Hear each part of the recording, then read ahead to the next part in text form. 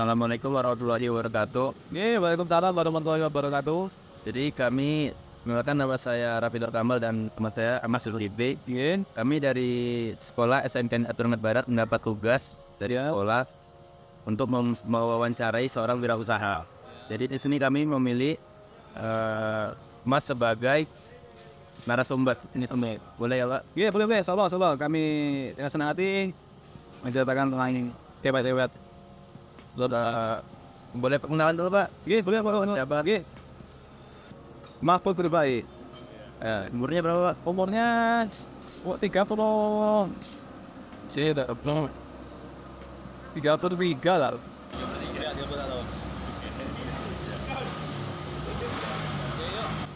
Enggak. Ya. Ini untuk dokumentasi dari pihak sekolah sudah sudah diketahui oleh wali murid atau wali kelas ya? Wali kelas ya. Ya, diketahui. Terus ini untuk pembicaraan tentang apa tuh? Tentang wirausaha Pak. Ya, wirausaha. Ada wirausaha ya? Ya. Yuk, mulai dari Raffi apa dari Bos Ahmad? Nah, Yang dulu ya. Tadi yang Oke, yuk. Jangan. Bukan. Iki. Sejak kapan Mas Put mulai usaha buka bengkel ini Bos? Alhamdulillah kami mendirikan usaha jasa dalam bidang perbengkelan sepeda motor dari tahun 2013. Nggih. Sudah 11 tahun berarti ya Pak? Nggih, kalau lebih nggih, 11 tahunan. Terus Untuk modal awal membuka bengkel ini butuh biaya berapa tuh Pak? kami alhamdulillah waktu pertama kali membuka bengkel modal sekitar habis 4 jutaan lah, 3 sampai 4 juta. 4 juta. Iya.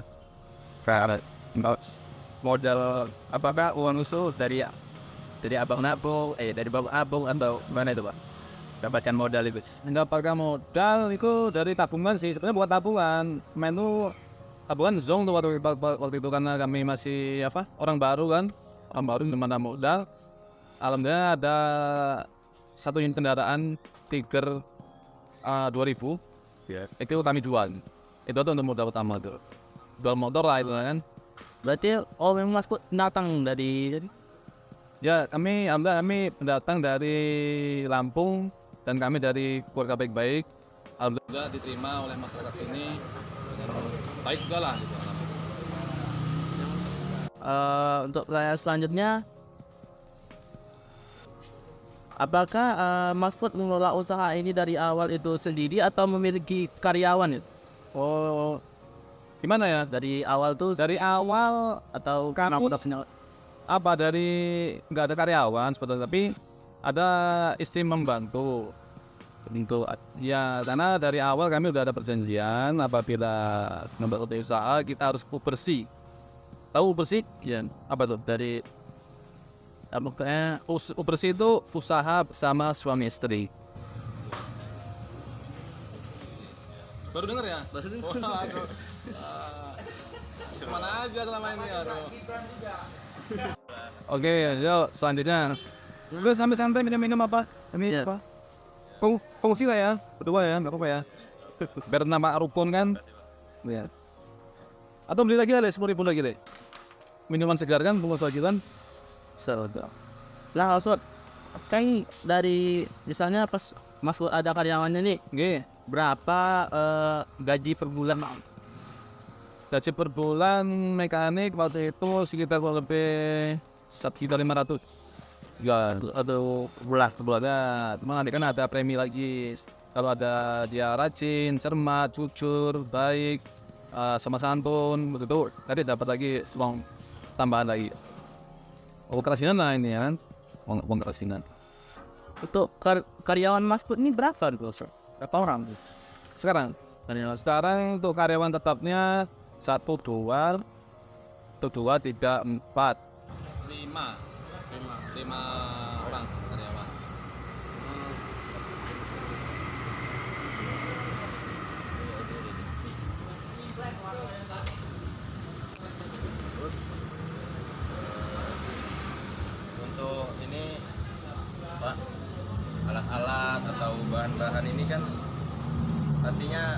habis ya, seperti oli atau ban dalam atau gimana gitu.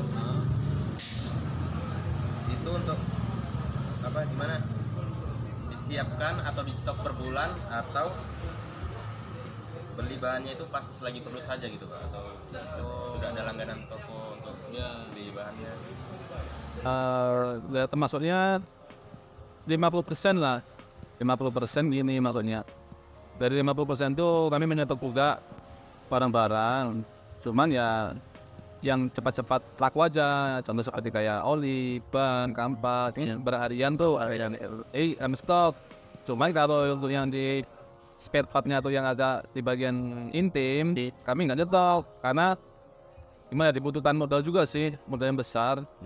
Jadi kami putuskan ya untuk mana yang intim, ada orang mau ganti part, kita baru cari. Tapi kalau untuk berharian kami sediakan lah gitu ya, tol gitu. Nah dari usaha bengkel ini untung per hari itu kira-kira berapa sih? Kalau untuk usaha bengkel alhamdulillah sangat fantastis. Fantastis, dari 5 karyawan per harian itu bisa mencapai rata-rata tuh 700 sampai 1 juta dalam per harinya tuh kan. Cuman di sini kan kami kan usaha bersama gitu, jadi ya di dibagi rata lah gitu kan. Nah per harinya ini berapa motor yang kira-kira datang per hari sih rata-rata lebih sekitar 20 unit, 20 unit motor per hari. Jadi pagi 8, nanti siang 5, sore 8, kedua per hari 20 juga kan, karena lebih satu harinya tuh. Nah untuk kendalanya ini yang sering itu apa Pak biasanya? Yang apa tuh? Nah untuk kendala motor yang diperbaiki itu yang seringnya bagian apa? Misalnya bagian ban atau mesin gitu? Yang dari terkendala, kendala mayoritas mesin. Karena entusannya kan orang banyak lalainya begini. Orang sudah terpaku patokan untuk jadwal pergantian oli, dia menggunakan bulan. Sedangkan yang betul itu harus menggunakan kilometer. Jadi kalau alat berat dia jam, kalau kendaraan bermotor dia kilometer. Kalau running enggak bulan. Jadi kalau bulan kan kita nggak tahu alat itu kita perjalanannya kemana, jauh atau dekatnya. Cuma kalau kita pakai 1 kilometer, baru kilometer itu lebih efisien lah, karena sesuai dengan kebutuhan pelumasan mesin gitu. Terus sekarang gini, sini Pekanbaru berapa kilo? Kurang lebih 200 kilo. PP sudah 400. 2 hari 800 kilo kan. Sedangkan awal untuk oli sekarang ini dia harus 1000 kilo. Dan juga telah berikan 2000. Cuman oli kita sekarang udah oli lokal, nggak impor lagi. Jadi kalau dibikin 2000 berat, harus 1000 kilo. 3 hari aja kita ke Pekanbaru itu sudah 1200 kilo. 3 hari. Kita bikin 1 bulan, tetap jebol mesin. Naik. Berarti kilometer ya Pak? Saya pun baru tahu Pak. Oh iya. Selama ini saya bulan juga.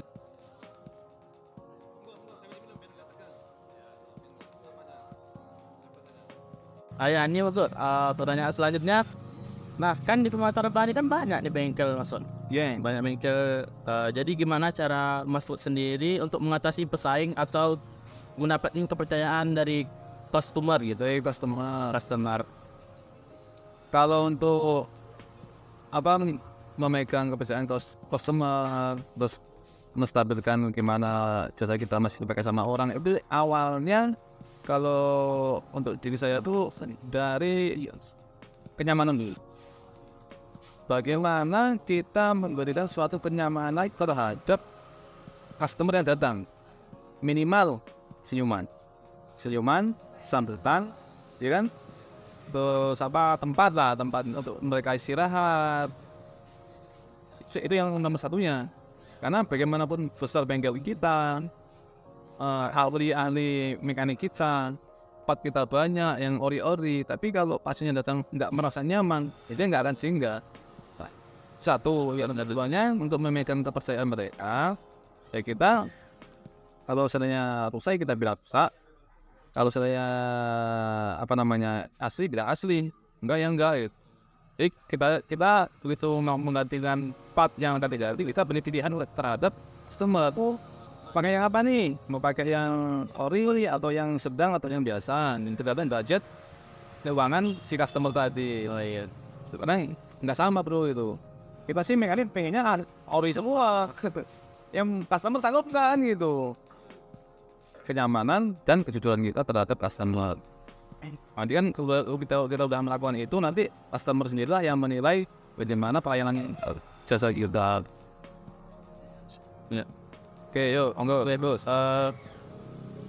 Lah kan dari Mas Pur usaha bengkel nih. Ya.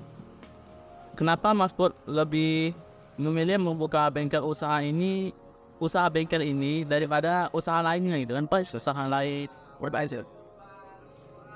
Kebetulan, kenapa kok saya lebih menyukai dalam bidang jasa bengkelan? Satu, saya senang terhadap keluarga, saudara. Saya banyak saudara, banyak kawan. Dengan kita membuka usaha otomatis tanpa kita bersilaturahmi kepada kawan-kawan, saudara, dengan sendirinya mereka datang ke sini untuk bersilaturahmi. Selain itu untuk perbaikan kendaraan tadi. Satu, yang nomor dua, jadi kita gimana ya? Memang bengkel itu saya nilai ilmu murah, tapi bisa menghasilkan penghasilan yang sangat cukup luar biasa. Kenapa gitu? Kita mau jadi bidan itu mungkin satu hari nggak nyampe, mungkin ada sampai 15-30 pasien yang masuk. Cepat Iya kan? Apa gitu kan? Iya. Kita bengkel, kita nggak sekolah nih. Iya. Kita pengalaman aja. Kendaraan bisa masuk sampai 20-30 unit per hari. Sedangkan satu kakak itu minimal 2 atau sampai 3 unit kendaraan bermotor di rumahnya. Iya. Jadi semakin lama tuh nggak akan hilang kendaraan bermotor karena harus menjadi suatu kebutuhan untuk masyarakat gitu. Jadi dimanapun kita bertempat tinggal, selagi masih ada pemukiman masyarakat, insya Allah kita tetap bisa berjalan usaha berbengkel sepeda motor. Jadi batu intinya, kalau kata orang Melayu sini kan ibarat kiambang di laut. Iya. Di mana terjampak, di mana dia hanyut, dia hidup. Mau taruh di Tembilahan, di Jakarta, di pulau manapun masih ada pemukiman masyarakat menggunakan kendaraan bermotor, tetap hidup dia, tetap bisa usaha. Betul nggak? Kan kalau kita bidan atau perawat atau dokter, biaya untuk sekolah kita udah berapa? Nah, udah ya 20 juta ke atas, 30 juta Per bulannya. Kadang di sini try, asal mau belajar masuk try. Minum dia mau. minum. Itulah yang membuat saya kenapa saya lebih menyukai dalam bidang jasa di berbengkel sepeda motor. Ini bukannya kita tuh menyinggung seorang perawat atau dokter atau bidan, tidak penting, bukan. Karena ini kan sesuai dengan kesukaan saya. Untuk kesukaan mereka kan naik lagi. Ya. Saya kotor-kotor tidak mau. Kayaknya bersih-bersih kan gitu. Jangan terlalu.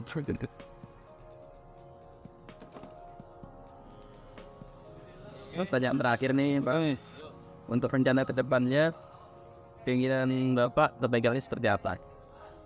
Kalau keinginan saya untuk kedepannya, untuk kepengen ini untuk usaha pribadi saya sendiri nih ya, saya ingin tuh tetap ingin menciptakan suatu lapangan pekerjaan yang lebih banyak lah, volumenya lebih luas gitu kan. Karena mungkin dengan inilah saya bisa membantu rekan-rekan yang tidak mempunyai keahlian atau ada keahlian tapi nggak punya pekerjaan, bisa kita arahkan untuk bekerja di sini. Dia untuk membuka peluang lapangan pekerjaan. Tapi yang kedepannya saya ingin lakukan kan, mengurangi pengangguran lah ini ya kan. Ya, kadang kan anak-anak yang masih masuk tanggungan, kalau nggak diarahkan ke hal yang positif kan apa? Artinya negatifnya. Baru dia diberi kesibukan di perbengkelan. Rata-rata sih kalau anak laki-laki dia suka di motor gitu. Minimal kalau dia nggak dapat, dia restorasi gitu. Dimodifikasi, dia cat gitu kan. Baik, setelah kurang lebih pertanyaan dari kami Pak. Oke. Buat terima kasih atas waktunya. Sama-sama. Baik. Usahanya semoga lebih lancar. Amin. Besar. Suatu baik. Terima kasih banyak atas waktunya Masud. Oke, sama-sama. Podcast Masud sudah baik. Ayo, Dan yang otot. ayo. Bro ya, kasih bro ya. Semoga pesan-pesan saya untuk kalian tuntutlah ilmu sampai ke negeri Cina. Terus berpikir yang positif, tetap bergiat karena orang-orang hebat tidak terlahir dari air yang tenang, dari ombak yang besar. Orang hebat. Jadi perlu perjuangan, perlu pengorbanan. Jangan lelah untuk belajar karena kalian masih banyak waktu. Gitu. Ya sampai menyelesaikan kemudian hari itu aja. Ya, orang hebat tidak terlahir dari air yang tenang. Itu aja. Semakin besar gagalan kita, semakin besar pula peluang yang akan berhasilnya.